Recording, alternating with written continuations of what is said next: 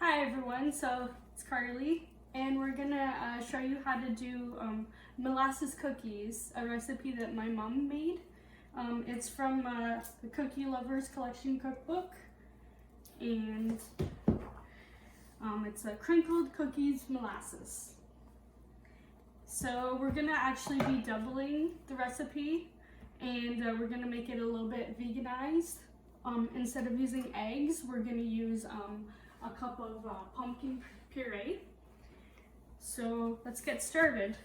So all the ingredients here we have sugar, we have vegetable shortening, we have molasses, all-purpose flour, let's see, we ground cinnamon, ground cinnamon here.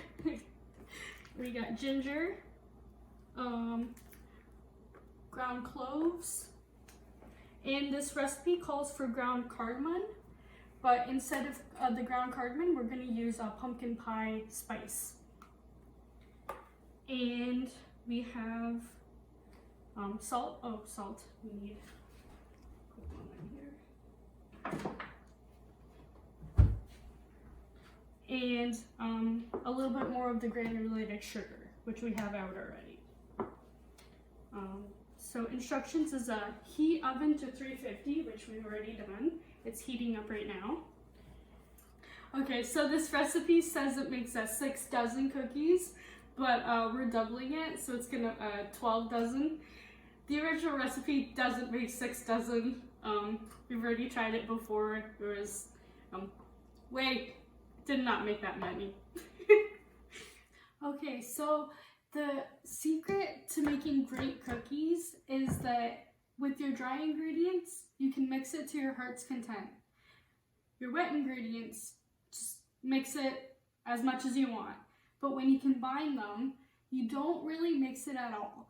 You just fold it until it's mixed. But don't over mix it, because then that'll just really wreck the cookies. So, all right, so we're gonna get just a spoonful of dough. We're just gonna kind of shape it just a little bit round in your hand. You don't want to play with it too much though. We're just gonna roll it in some sugar and place them on the cookie sheet. Space them apart pretty well. We don't want them bacon and then they go into one another. Okay, so this is the finished product of before they go in the oven. It goes in for about 8 to 12 minutes, although a lot of ovens are different. Our oven does take much longer, so we do it for the full 12 minutes.